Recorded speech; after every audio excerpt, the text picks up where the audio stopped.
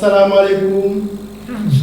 Bonsoir à toutes, à tous, très chers internautes, très chers Sénégalais, si biir ak si biti diaspora. Man la Fodé Cissé depuis studio JVFE Niakoura.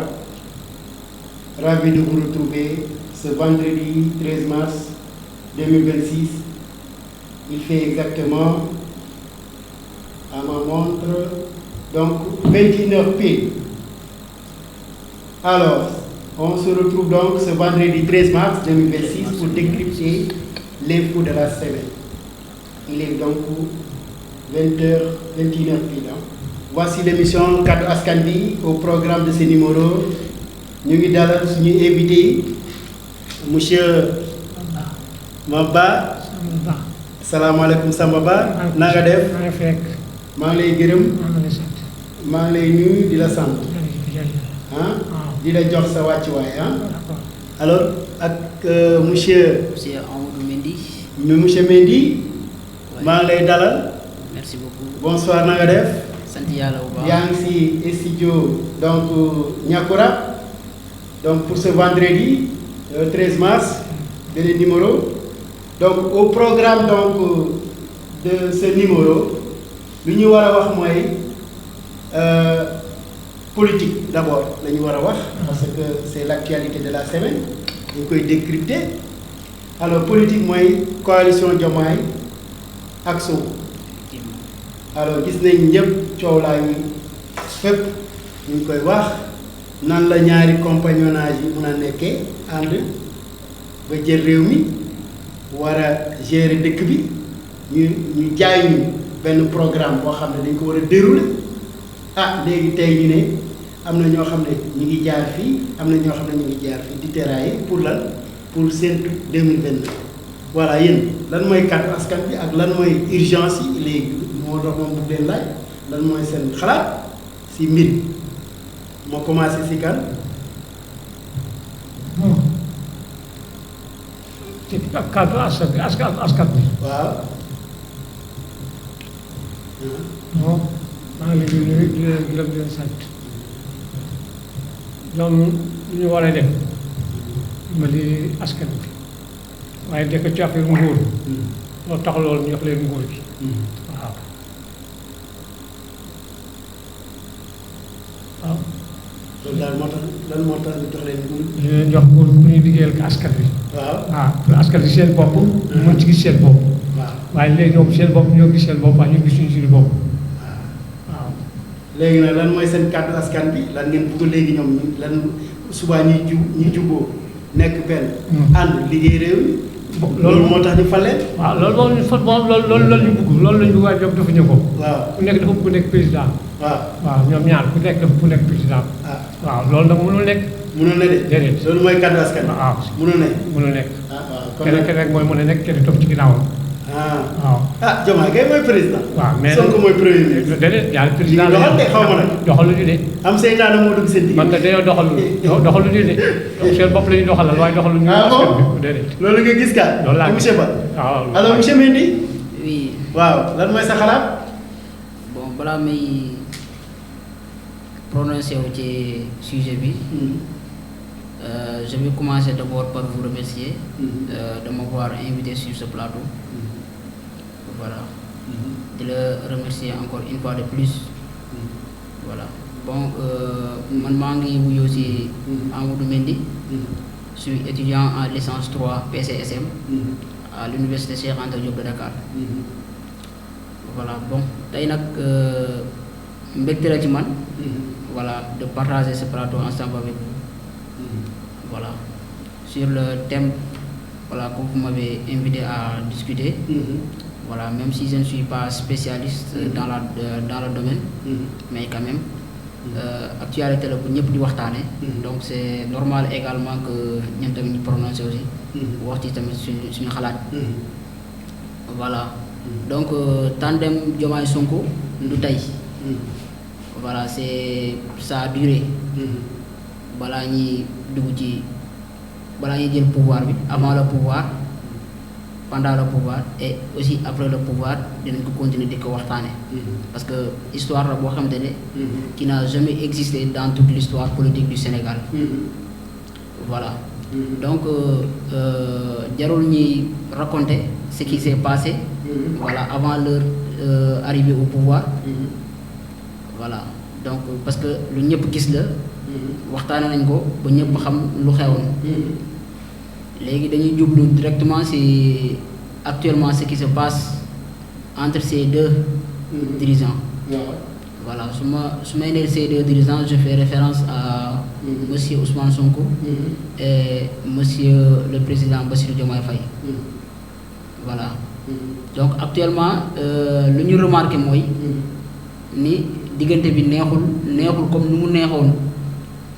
avant leur succession avant leur arrivée au pouvoir voilà donc question bu ñuy posé wu te maintenant mooy qu'est-ce qui est dû à cette fission voilà qu'est-ce qui est dû à cette séparation voilà donc soit premièrement ñu bëri lu ñuy wax mooy peut-être ay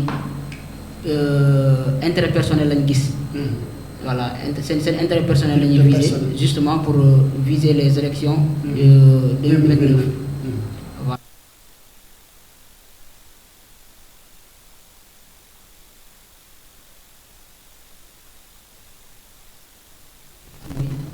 majorité waxal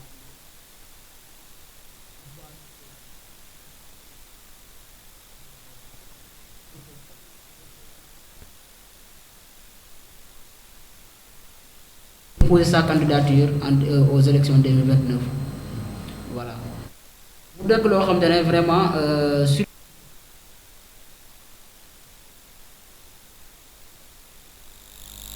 moi personnellement je n'ai jamais pensé que cela va exister entre ces deux hommes politiques lenn loo xam te ne ñaaw lañ ko lool ñu ngi koy ñaawlu bu baax a baax actuellement nous avons d'autres priorités voilà am na ci période yoo xam ne actuellement ñu war a nekk déjà première ñu war a nekk déjà priorité yoo xam ne si loolu la ñu war a jublu voilà le Sénégal doit dépasser ces genres de problèmes là politique là entre ces hommes politiques ñoom balaa ñu ñëw au pouvoir présenter un programme man yaakaar naa ne actuellement l'heure n'est plus à ce qu'ils règlent leurs affaires personnelles même loolu noonu même bu ñu koy régler dañ ko régler entre eux voilà d'une façon peut-être même si après dañ koy xam après mais actuellement nañ focaliser wu sur ce qui intéresse la population loo xam te ne déjà day jëmale réew mi kanam voilà actuellement on voit beaucoup de grèves dans le pays beaucoup de grèves bu ñu jëlee enseignants yaa ngi grève tout récemment étudiants yaa ngi ñun étudiants ñoo ngi doon grève boo jëlee yeneen secteur ak yeneen secteur ñoo ngi grève pourquoi parce que y a certains droits qui leur ont y a certains droits yoo xam te ne déjà moom nañ ko après ñu bañ leen ko jox voilà mu nekk loo xam te ne déjà ñu ngi koy ñaawlu bu baax a baax voilà man personnellement je pense que l'heure n'est plus à ce problème là Diomaye Sonko loolu noonu ñoom bu ñu koy régler nañ ko régler d'une manière à ce que bu ñu impacter le développement du pays voilà parce que développement tamit c'est d'ordre moral d'ordre psychologique voilà parce que genre actualité yi nii boo xoolee dañuy freiner maanaam benn activité intellectuelle boo xamante ne population bi la population au lieu de réfléchir sur d'autres choses au lieu de réfléchir sur leur vie quotidienne maintenant ils vont se focaliser sur ces problèmes là loolu benn retard la boo xam ne dañu koy amel quoi benn àq la quoi. débat bu ma wax mooy débat politique bu may wax mooy yéen ci askan bi ngeen bokk. wote ngeen ci élection Diomaye Sonko ñëw na pouvoir waaw dama lay laaj léegi xam nga débat bi wax ji mooy Diomaye kan moo ko fal c'est la population n'est-ce pas moo ko fal donc moo ko fal bon dégg nañu wax joo xam ne am na ñoo ne ñu ne Diomaye moo fal boppam coalition moo ko fal am na ñoo xam ne ñu ne Sonko moo ko fal dama bëgg na wax ji leer si kanam ñëpp c'est téléspectateur. moo koy di jël Diomaye kan moo ko fal population ou bien Sonko ou bien maanaam. population bi ñoo ko fal. bu doon Sonko kese moo ko fal. du nekk président. parce que nit ñi ñoo bañ. waaw moo tax mu nekk président. moo tax mu nekk président waaw mais Sonko kese bu ñu koo fal. waaw mënu ko fal bu passé yàlla. Sonko bu ñu koo fal. waaw d'accord man sama paal laa wax. Sonko fal yàlla ko fal. ak nit ñi Sénégalais yi. seen bopp ñu ko bugg. waaw. waaw léegi ba ngeen ko fale. ba ngeen ko fale. léegi moom dafa amoon benn programme. moo koy. mais Sonko moo am programme. man loolu laa comprendre. waaw Sonko moo yore programme. moo xam mën nañu def lii mën nañu def nii dinañ def nii dinañ def nii mais moom Diomaye mosul wax dara. Diomaye mosul wax dara ci li ma dégg man. mosul wax dara. mosul wax dara. Sonko rek moo Sonko ngeen dégg si campagne bi lépp. lépp Sonko moo ko doon Sonko mooy d'accord. man loolu kon nag Sonko moo ko fal kon. déedéet. waaw d'accord mais su doonee président. yàlla tax. d'accord nañ population bay tax. waaye nag Sonko doon na si dara. Sonko moo doon wax moom daal moom Sonko lu mu doon wax moom ci boppam. affaire bu projet da doon wax am nañu solution dinañ def nii dinañ def naan. ak livre boo xam ne. livre Sonko bu ñuy tuddee solution. waaw loolu ak solution yi gisaguñu ko ba léegi. xanaa si recette yoo koy gis ji wala si recette yi waaye ñun de man de gisagu ma ko man sama part gisagu ma ko. alors. oui bon su may rebondir su may répondre sa question bi quelque part daf may maanaam ça me fait rire quoi. si j'entends su ma déggee ni maanaam ñeneen ñi di naan Diomaye moo fal boppam non moi damay poser question mooy. non question mooy poser mooy. si l'histoire a existé ou pas ñi xanaa ñii dañuy fàtte démb. démb waaw démb lu xew. démb. d'abord Diomaye et Sonko ont cheminé depuis longtemps. waaw. Diomaye ak Sonko du tey. du ci pouvoir lañ tase. Diomaye xëyul rek maanaam gis boppam ci palais. Sonko tamit xëyul rek gis boppam ci gouvernement. tey bàyyi ma rebondir directement fu ma bëgg a terminer bu nekkuloon Sonko. Diomaye du mës a doon président. bon. xanaa bu ko yàlla puisque yàlla dogal na ko nag nañ ne yàlla la. waaw ñun en tant que des croyants loolu la ñuy wax. voilà on dit souvent que tout ce qui arrive émane de Dieu. émane de Dieu. voilà c'est la volonté divine. loolu noonu accepté nañ ko. mais bu Diomaye bii nii bu ñu koy xool. bu nekkuloon Sonko. Diomaye du mës a doon président fii Sénégal parce que d'abord. nañu xool d'abord si nous rappelons de l'histoire. Pastef mu jëkkoon existé. waaw. Pastef dem fii nii liggéey ba benn ins boo xam te ne dafa am doole. gagner confiance sénégalaise bi. gagner jeunesse bi gagner population sénégalaise bi. yaa ngi comprendre. voilà les Pastef.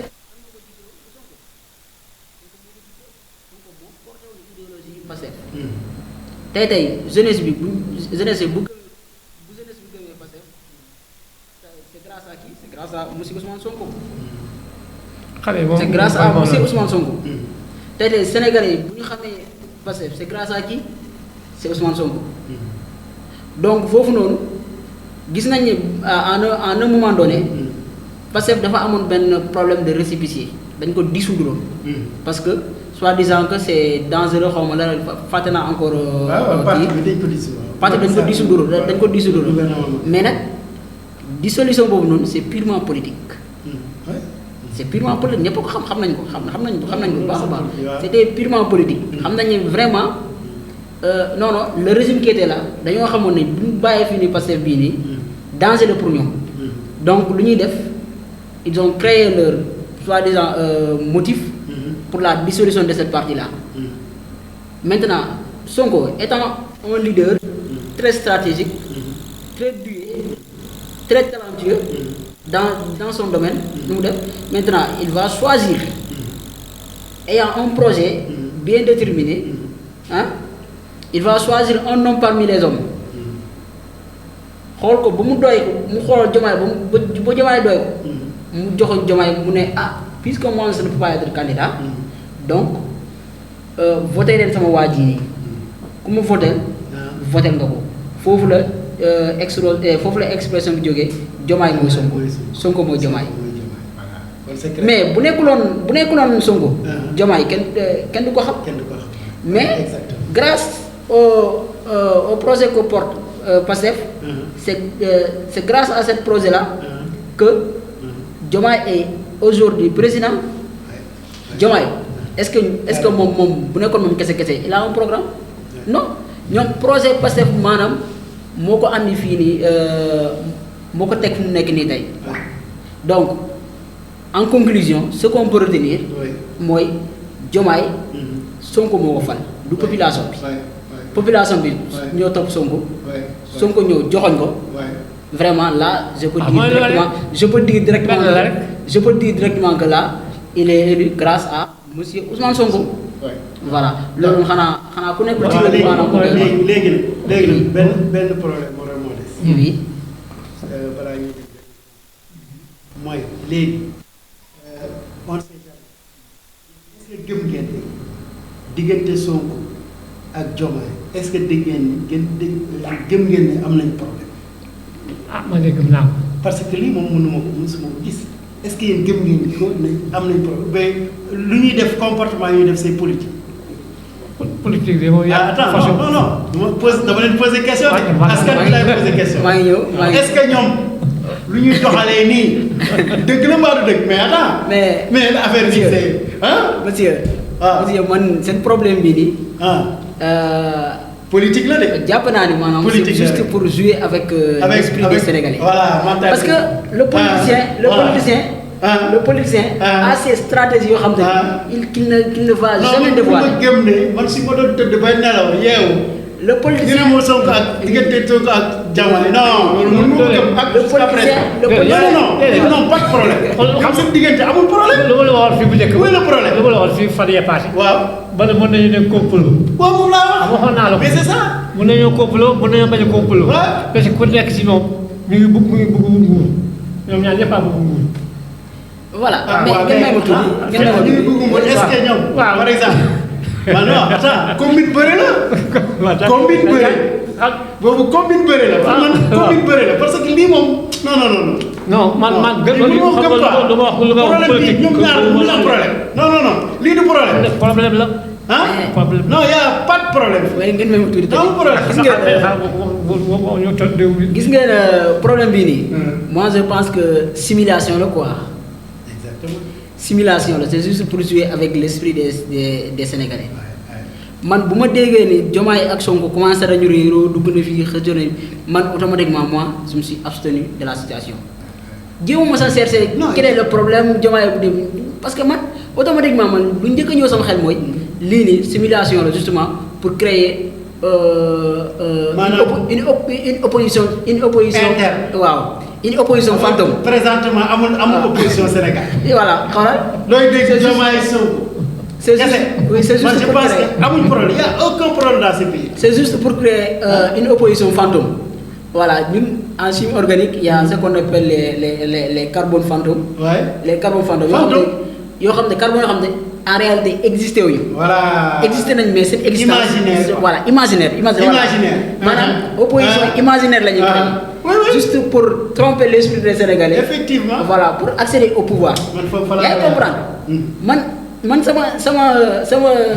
sama analyse directement fa la ma yóbbu mais ce problème là même buy exister existence am maanaam néew na lool non seen diggante amul problème existence am néew na lool gars yi fu mu ne nii dañuy teg diil man noonu laa gisee man noonu laa ko jàppee Sénégal yi fu ñu toll Sénégal askan bi nee na l'air sérieux ko Diomaye dañuy teg diil waaw bàyyi leen nag waane fi mi sey ngeen di wax lu nekk maanu leen Sénégalais nañ maanu donc ça a l'air sérieux de. Oui, ça a l'air sérieux. Non. Il n'y a rien entre eux. Non, pour moi. Après, le temple de mots. Ça a l'air sérieux. Son corps Diomaye du ñu jote moom. ba xaw ñoom ñooy fi nekk. ba 2022. Inch'Allah. Alors donc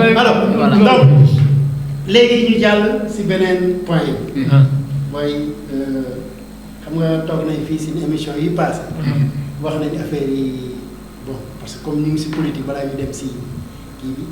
wax nañu affaire yi crise scolaire bi crise universitaire bi maanaam daanaka ko yéen reprendre ngeen.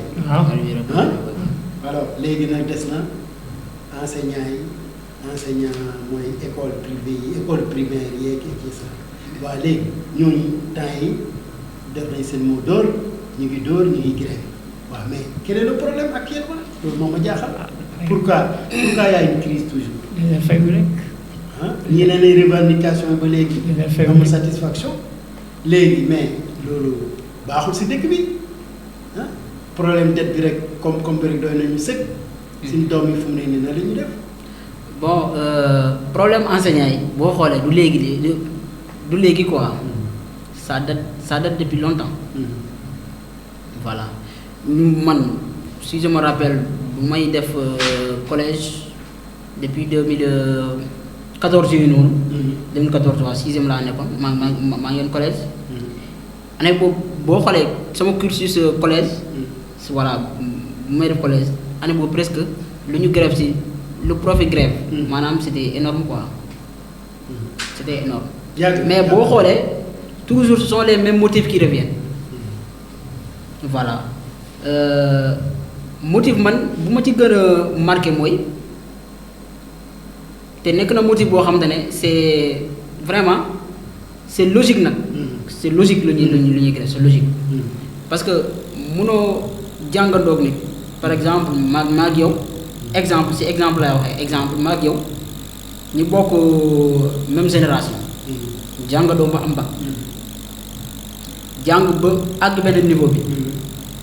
nga am master ma am master waaw ba ku nekk def soutenance boobu ba ku nekk soutenir mémoire yaa ngi comprendre man ma nekk enseignant dem enseigner ji dem jàngale sa choix waaw man ma dem jàngale tànn ko dem nga ne da ngay jàngale waaw man ma dem jàngale ji fan école primaire bon ou bien c'est master bon logiquement master lycée la quoi lycée la waaw niveau lycée voilà léegi man ma dem jàngale ji yow nga réussir benn concours dem nekk benn douane wala benn agent quelque part impôt et domaine par exemple voilà nous avons le même niveau voilà ñoom am nañ benn niveau bu ñu koy wooye xaw ma hiérarchie A hiérarchie B yooyu noonu yaa ngi comprendre voilà maintenant boo xoolee bokk na ci lu ñuy kaas xaw ma ba xam si cette motif là est en vigueur jusqu'à présent ou pas mais nekk na motif boo xam ne valable voilà entre guillemets quoi valable oui voilà mais bu nekkee loolu mu ngi ci ba léegi man jàpp naa ne loolu du yoon du dëgg du yoon parce que mënoo bokk ak nit ki même diplôme ngeen tolloo diplôme jàngandoo ba am même diplôme léegi moom lu muy fayeeku doo ko fayeeku privilège muy am yow doo ko am loolu au nom de quoi boo xoolee enseignants yi bien vrai que bon xaw ma ci nag lu bëri xaw ma ci lu bëri ñu ngi fayeeku nag dëgg la mais boo xoolee privilège yi yeneen fonctionnaires di am par exemple les grands hommes d'État là ou bien voilà agent voilà les agents d'administration là boo xoolee ñoom privilège yi ñu am enseignants amuñu te pourtant ils ont le même diplôme ils ont le même niveau. mais est-ce que liggéey benn la. oui même bu dul benn maanaam même bu dul benn ci liggéey bi de liggéey du est-ce que benn la est-ce que liggéey benn la grille salariale du benn est-ce que liggéey benn la liggéey du benn mais maanaam c'est logique bu ñu jàngalee ba am même niveau ñoom ñëpp université la ñuy jógee di mais beneen tewuñu loolu mais liggéey bi dul benn foofu la ñu fayee moom fii liggéey foofu la ñu fayee ba fay ci appel boobu wax diplôme ci fii liggéey boo nekkul benn le vieux l'enseignant est le premier éducateur de la nation. L'enseignant est le premier éducateur de la nation. tey bu ñu boo respecter l'enseignant yi maanaam tu es en train de détruire quelque chose de très important. Oui parce que boo xoolee l'éducation d'abord la place de l'éducation dans un pays boo xoolee lan mooy njëriñu éducation dama ci réew l'éducation couvre beaucoup de choses. ci école ngay jànge lu bari loo xam ne tey sa papa jàngalu la ko sa yaay jàngalu la ko sa kër musoo kaa xam mbedd bi jàngalu la ko mais boo demee école dès que tu mets les pieds à l'école dès que tu mets les pieds à l'école tu découvres des connaissances très importantes utiles dans la vie hein, qui pourront te permettre de bien conduire ta vie voilà l'enseignant est le premier formateur léegi yow formateur yooyu yoo xam ne déjà yow ñoom ñoo lay jàppale pour former sa jeunesse voilà pour former sa jeunesse jox la xam-xam jàngal la yow ba nga xamul dara ñu ngi lay jàngal nga dem ba nekk dara ñu continuer di la jàng parce que déjà connaissance bi kenn fii amul koo xam ne déjà xam nga lépp même les gens qui sont actuellement dans le gouvernement mun naa ne ba nii mun nañ la jàngal parce que ils ne connaissent pas donc enseignants yi les enseignants de manière générale que ça soit enseignant bu nekk primaire que ça soit nga nekk collège wala nga nekk lycée maanaam ils méritent tous d'être traités comme des citoyens de la nation voilà dañ leen a war a respecter jox leen seen wàccuwaay considérer leen maanaam ils sont très importants quoi jox leen seen importance voilà mais man lu ma gis ni maanaam bu dee nu ñuy traité enseignants yi nii vraiment c'est pas quelque chose de joli quoi. rafetul. mais xam nga rafetul affaire pay bi nga doon wax bi moo tax ma ne ku nekk après dañ ñëw si affaire yi koom-koom bi. léegi ñu jàll si jeexal kii bi problème grève bi enseignants yi. waaw léegi lan mooy seen xalaat ak lan mooy kàddu askan bi. maanaam su may wax ci au nom de la population. man je vais prendre la position de bien vrai que je ne suis pas encore en mesure d'avoir un enfant non astafurlah bien vrai que nekkaguma père de famille. nekkaguma père de famille mais tey su may wax damay wax en tant qu'un parent. en tant qu'un parent qui a son enfant à l'école. Voilà. En tant qu'un parent qui a inscrit son enfant à l'école. tey neexul benn parent nga inscrit sa doom à l'école mu dem école 9h non mu dugg 8h ñibbisi 9h nga laaj ko loolu la mu ne la papa dañuy grève. loolu kay neexul moom. voilà xam nga maa ngi jot information ngeen baal ma pour enseignants yi. donc ministère de la fonction publique. nee na maanaam publier na rappel boo xam ne officiel la. mooy enseignants yi seen procédure de reclassement bu ñu doon laaj. yaa ngi dégg. donc maanaam décret boo xam ne la bu bi mooy 2026. 065 et numéro 2026 66 du 27 janvier 2026. modifiant plusieurs textes encadrant le statut des fonctionnaires de l'enseignement et des agents non fonctionnaires de l'État. donc le communiqué bi am na léegi ñoom la ñu peut-être ñu nguur gi mu ngi si taxaw. alhamdulilah. bu fekkee loolu la kay mu ngi yëngatu. baax na donc li peut-être seen problème la ñu régler ko. ah mais loolu la ñuy ñaan. bu régler dem loolu la ñuy ñaan ñu régler ko. bu régler xale yi mën a jaar. léegi mën naa continuer ma ne. diplôme bu nga wax nii sax. si la bokk. voilà ñu reclasser leen maanaam d'une manière. maanaam problème bi mooy. xam nga dafa am enseignant xam ne avant 35 ans. ñooñu war nañ leen mën a toppatoo. loolu la texte yi wax. maanaam avant 35 ans mais soo amee après 35 ans. yooyu dina mën a toppatoo loolu quoi texte yi ñoo koy wax. léegi nag dafa doon nag texte yi lu ñu wax ak ñoom seen bëgg-bëgg. yaakaar naa si loolu lañ nekk nag. actuellement waaw continuer. voilà dama ne tey neexul benn parent. nga inscrit sa doom à l'école. def ci moom jox ko ay frais de scolarité.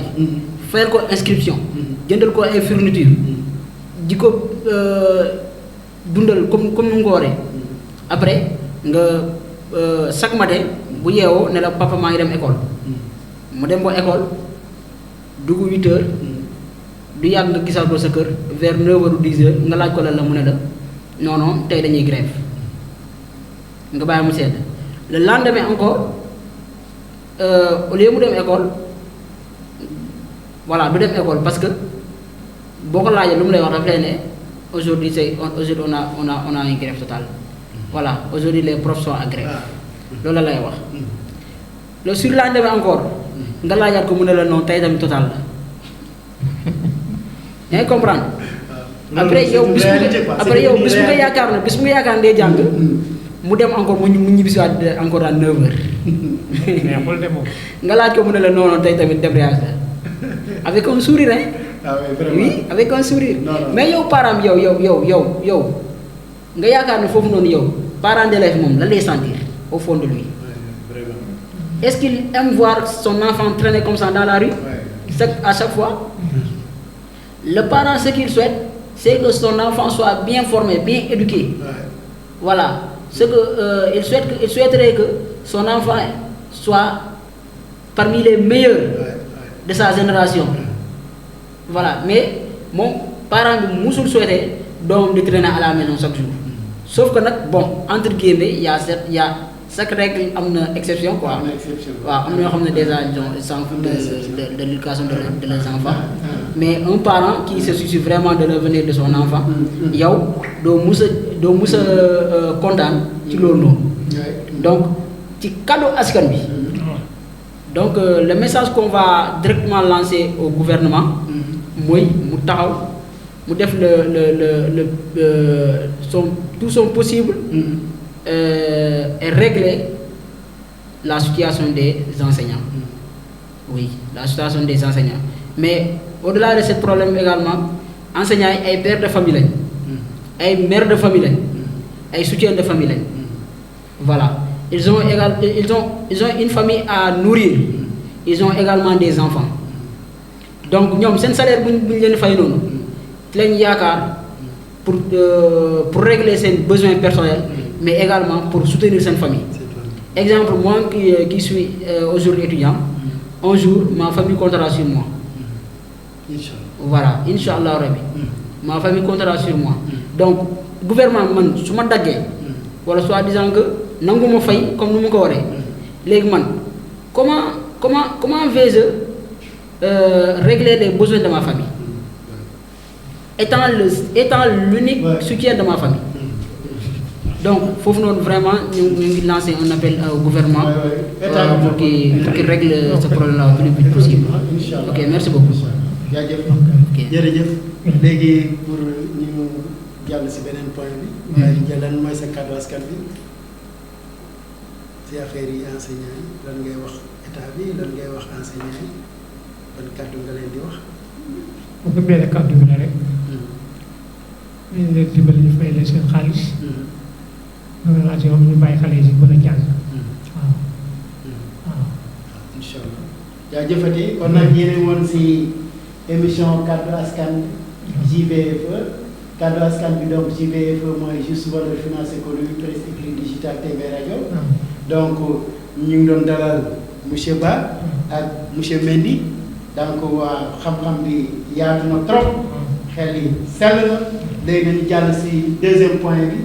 mooy point boo xam ne koom-koom la koom-koom mooy tax a jóg juste valeur finance économie mooy chaîne boo xam ne soo demee si plateforme JVFE c'est-à-dire justvaleur.com di nga gis toute l'actualité internationale actualité nationale lépp lu xew si réew mi dina la ko jox ak aussi lu mel ni koom-koom lu ñuy wax koom-koom maanaam affaire yu bourse affaire yu marché boursier yëpp cotation yëpp dina la ko jox.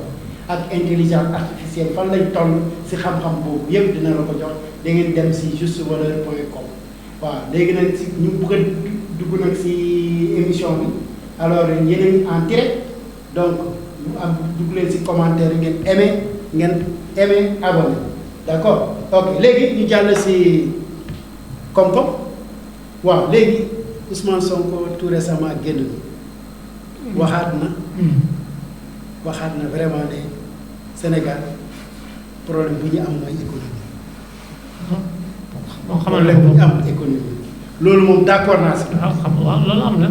ñun problème koom-koom lañu parce que ñun Sénégal dañoo yàgg toog ku gën a am xam-xam si yow politique ngeen a wax da ngay wax domaine boo xam ñëpp fu mu ne nii politicien ñëpp entraîneur suñu amee match nga gis ku nekk jéem a dellu waaye su amee problème économique kenn du wax.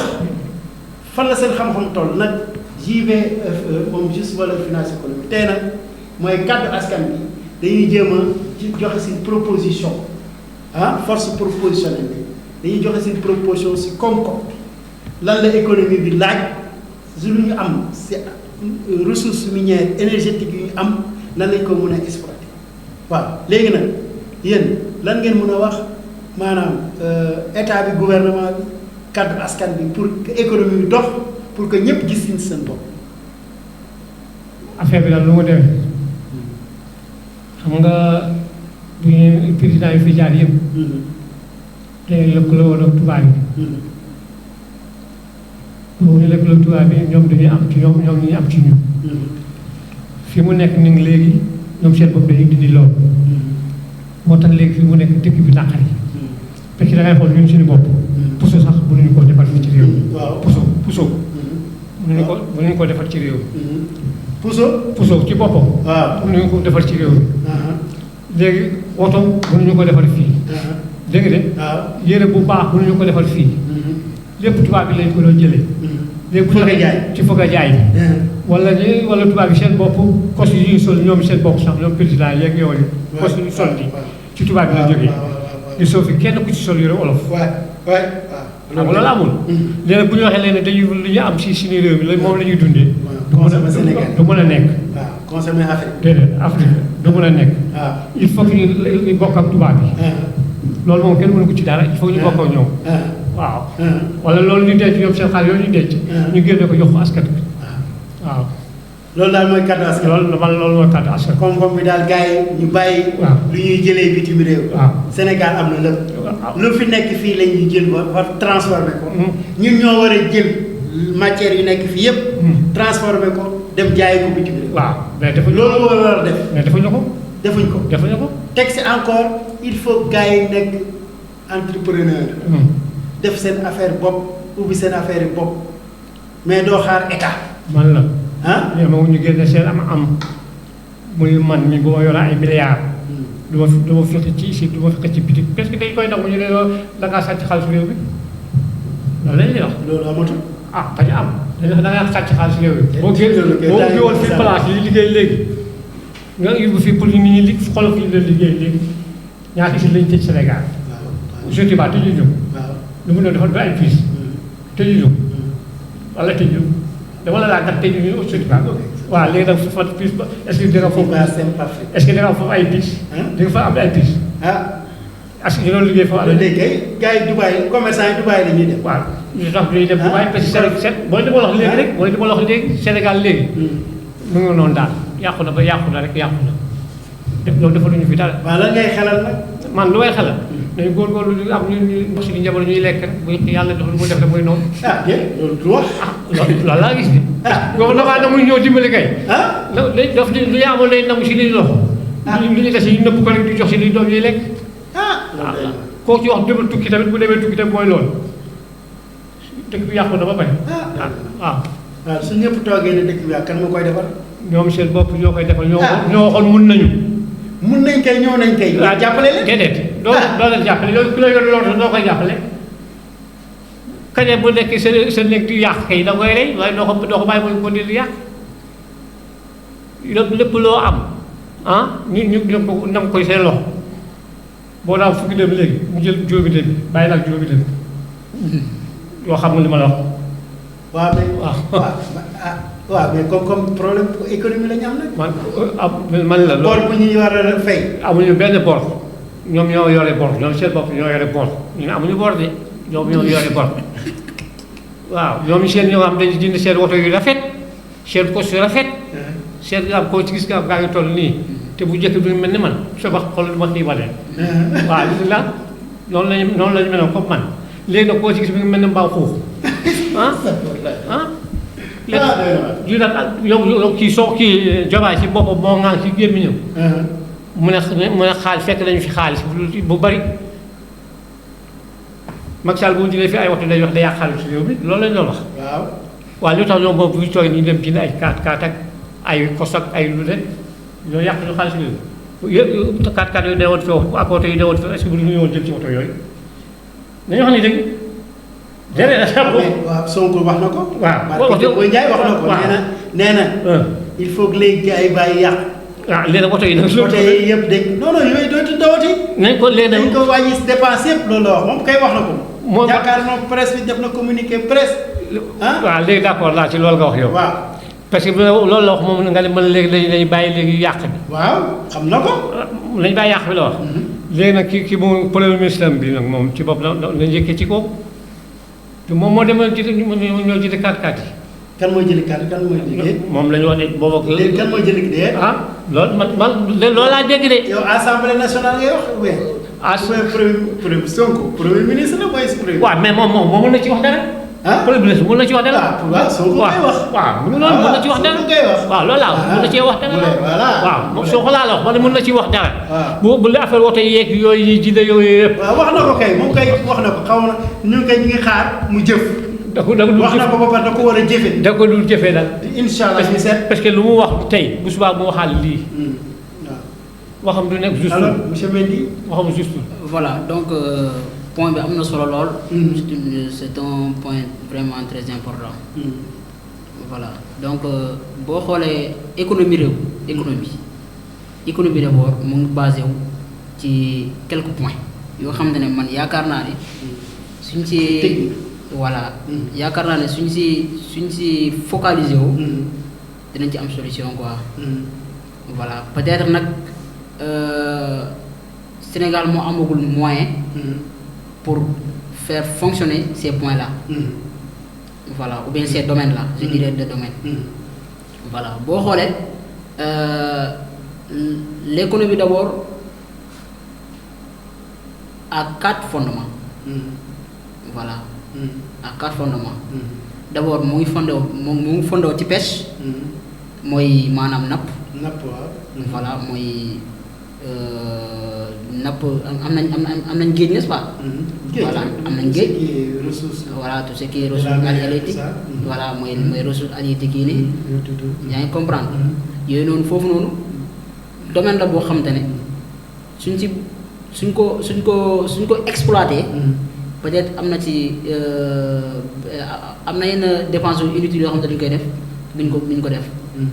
voilà lu ñuy napp buñ ko transformer ci réew mi.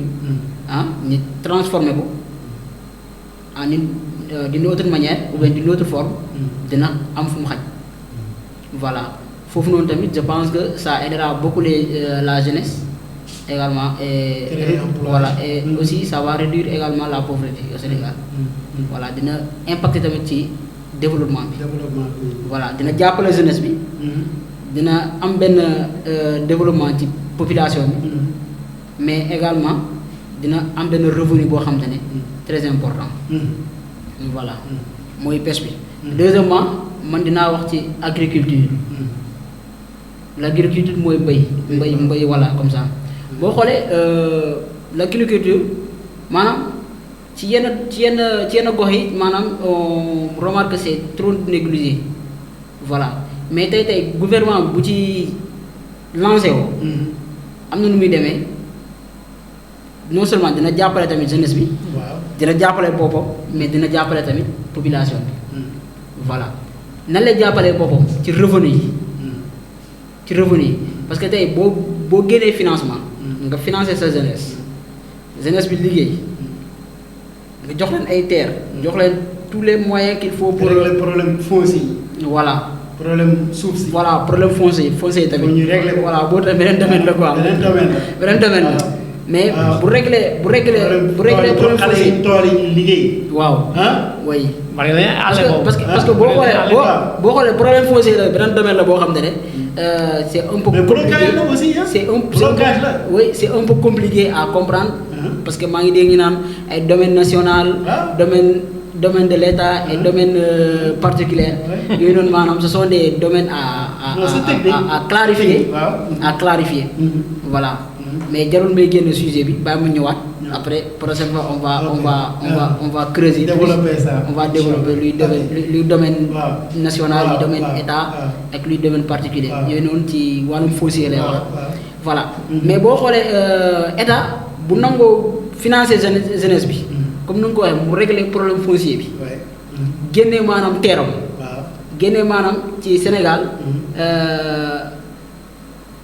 espace bu moom mooy maanaam domaine de l'État boobu mooy domaine de l'État voilà domaine de voilà domaine yaa ma ko gën a maîtriser sax domaine national domaine national mais maanaam c'est l'ensemble des terres qui appartient à l'État yaa ngi comprendre maintenant moom bu génnee domaine am bu génnee terre am yi maintenant qu'il finance les jeunes à exploiter ces terres là foofu noonu yaakaar naa ne day jàppale boppam jàppale jeunesse bi jàppale waale population bi parce que jeunesse bi du ñuy bëy foofu noonu buñ ko une fois la récolte mën nañ ko transformer ici au Sénégal transformer ko ba population bi jëfandikoo ko di ngay gis maanaam boisson yi sax mën nañ ko defar ay jus di tax boisson di tax pourquoi ñuy conserver Coca-Cola voilà man mënuñ fabriquer di tax am nañ di tax ak lan am nañ bisaab waaw moins cher ak lan waaw di tax beeg yooyu yëpp ay boisson la mën nañ ko defar waa Casamance loolu la kii la doon jël màdd bi ak yooyu gerte baa ngi fi am pagay di yàq mais maanaam ñu ko boo xoolee développé ay usine créé usine développé école kii mooy li ma la wax rek boo xoolee loolu noonu état mooy nag boo génnee financement génne recenser ay terres jox ko jeunesse bi mën ci liggéey foofu noonu dina jàppale jeunesse bi jàppale ñëpp. wala Chine waaw maaw moo defaroon Chine. ñuy bay ñuy defar rajo ñuy defar bon tool defar bon tool. ñuy defar ku nekk lu ngay wala defar ñu nga defar ko. benn pantalon bi juróomi nit ñoo koy liggéey wala juróom benn nit. bu dee Sénégal benn nit mooy liggéey lépp. mooy def ceinture mooy def viton mooy def fermeture mooy def ceinture digg mooy def lépp. bu dee foofu ñoo comme ni ñu toogee nii. dañuy rangee nii. yow da ngay defar da ngay xotti rek tepp te di fu viton bi war a jaar. nga paas ba. xam nga moo urle ko doonu fi viton bi jaar rek laa moo urle ko jox kii. kii jox kële ñu dem ba ñu ëpp 40 personnes. voilà di ñooy liggéey benn tubéy. yow Sénégal fi nga yow kenn ku ko topp nga liggéey complet bi. sa borom lan lay liggéey. voilà. sa borom lan lay liggéey. deuxièmement Sénégal ci boppam ñoom si bopp ñoom Diomaye ak Sonko ñoo wax dañu mën nañoo liggéey réew mi àll baa ngi fii fees dell.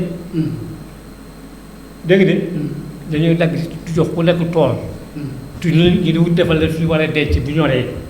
bu ñu jaayee lii denc lii ñu mun cee dund. waaye bu tànkee defuñu loolu. dañuy gën a yelwaan. voilà sànq ci loolu laa doon wax ci loolu laa doon. mooy dem yelwaan kay mooy dem di fay ci den bor rek. ci loolu laa doon wax maanaam. bu nangoo financer jeunesse yi pour liggéey ci mbay. maanaam ça va beaucoup diminuer la pauvreté. mais aussi ça va faciliter la dépense quotidienne. voilà moom mooy deuxième point bu ma évoqué wax naa fi ci pêche wax naa fi ci agriculture léegi troisième point bu wax mooy ci wàllum industrie. waaw ci wàllum industrie.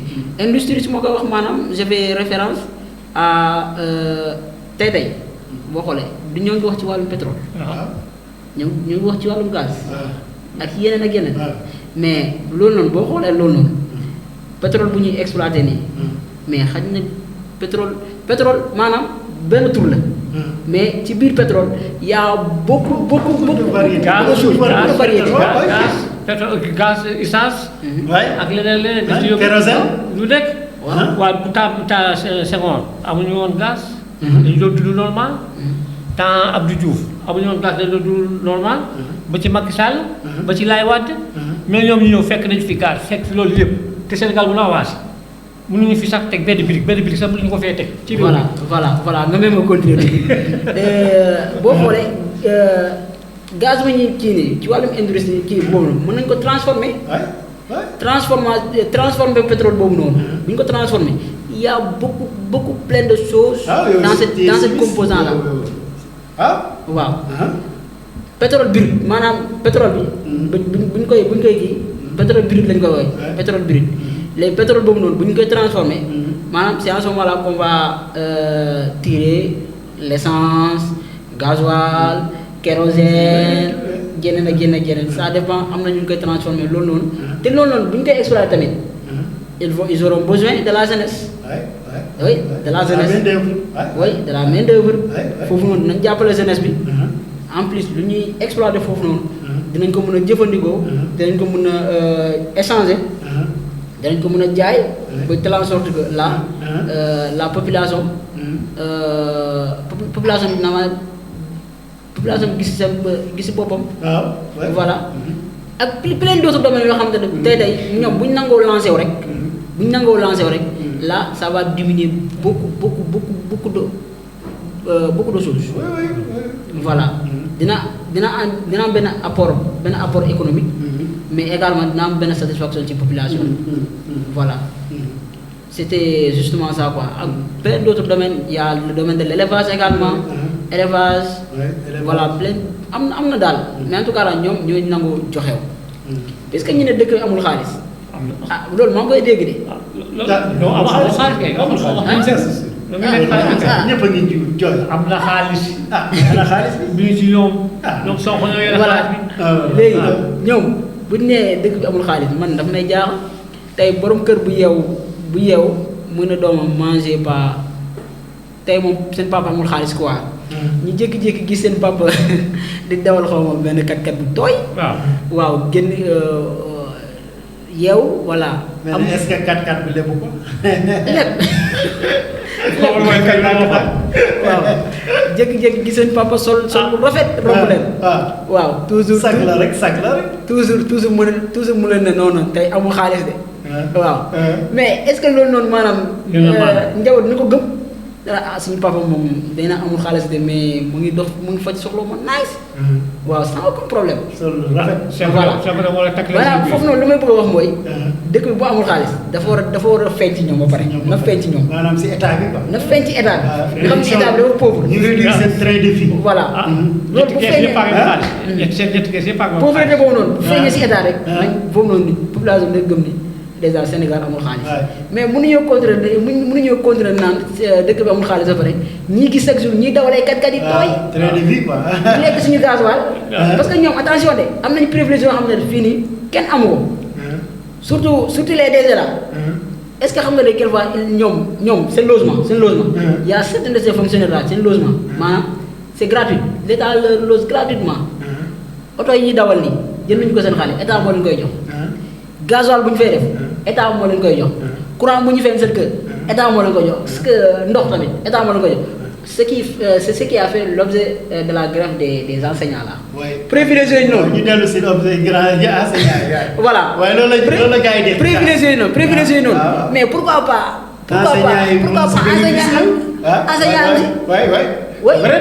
pourquoi pas enseignant yi mun ci am. c'est motivant quoi. oui motivant.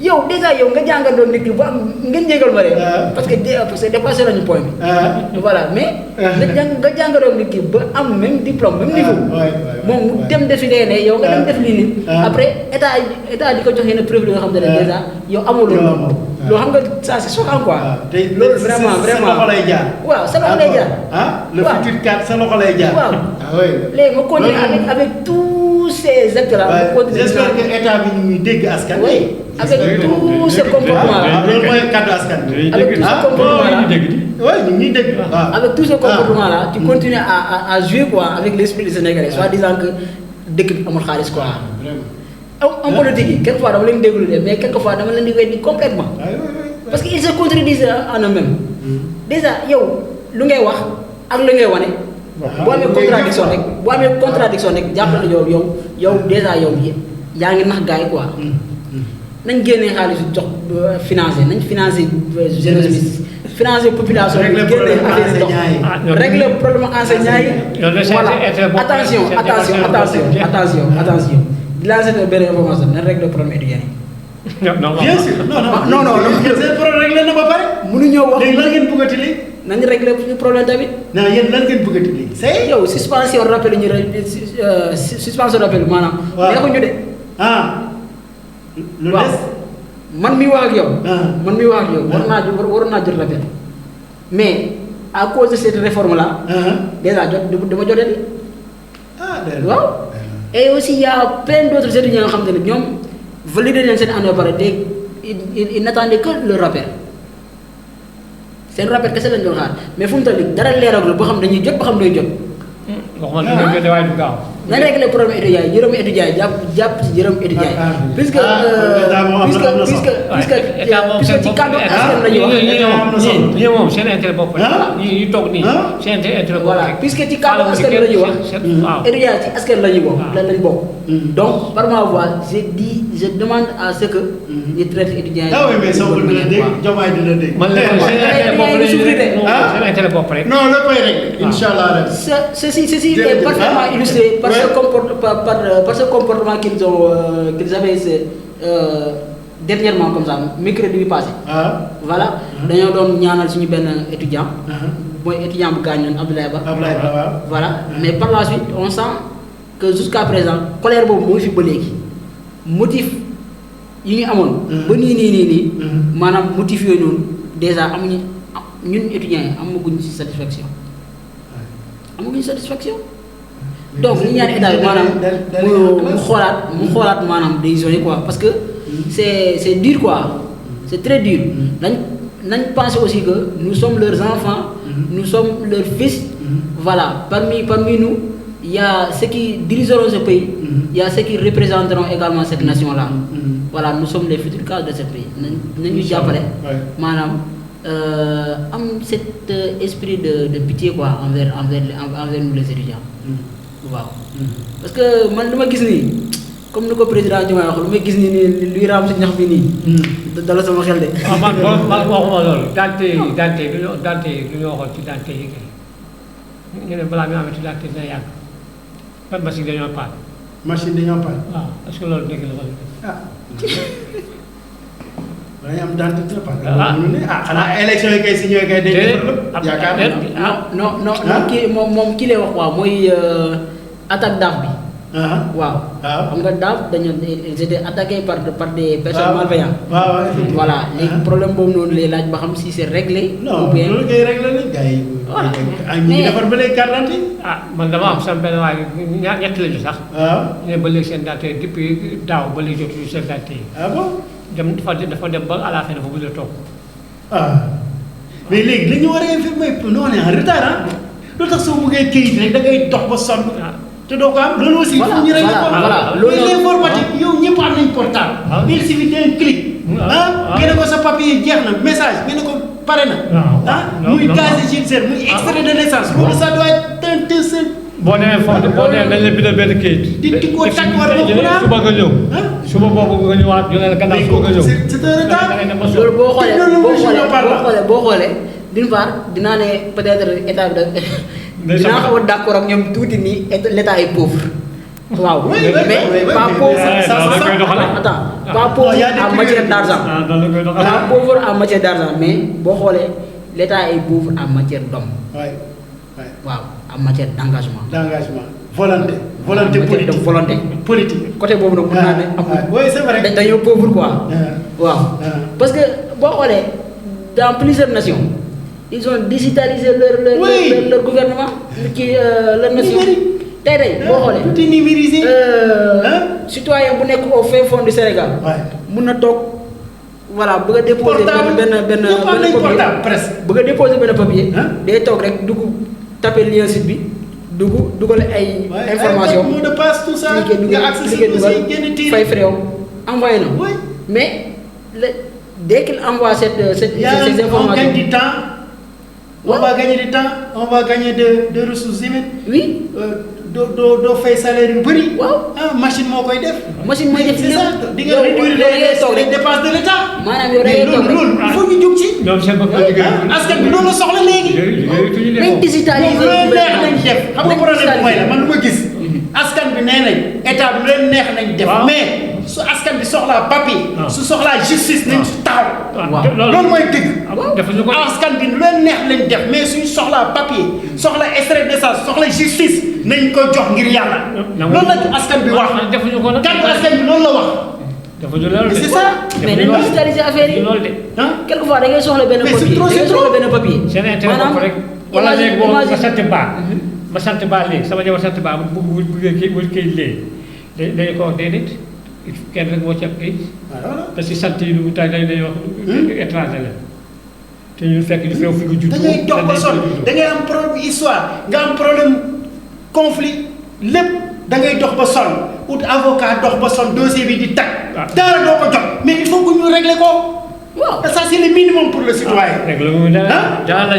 nañ def leen neex mais nañ jox priorité au citoyen askan bi dañ ko jox lu mu yelloo. ngir yàlla. mais c'est le moins qu'on puisse dire. quand même. vraiment. surtout ça dañoo war a digitaliser affaire yi mun a yombal quelque part loolu maanaam bu ñu digitaliser affaire yi dina réduire circulation bi. parce que yow citoyen bu dëkkee par exemple Sédhiou wala bu dëkkee feneen fu sori. kooku noonu quelquefois pour déposer un simple passeport. jaral na ko mu quitter feneen. ñëw fii. parce que day dégg ñu ne Dakar moom tout est simple tout est facile là-bas. mais doo xam ne bu ñëwee fii nii sont ces mêmes retards là waaw. léegi foofu noonu au lieu mu déplacé wu. mënoon na toog fu mu toog am connexion il suffit mu am benn quelques mots. mu dugg cliquer dugal ay filiation. waaw bu jaree photo. mu photo bu leerul ñu rejeté photo bi ñu ne ko mu photowaat. après envoyer information il traite tout. bu jeexee.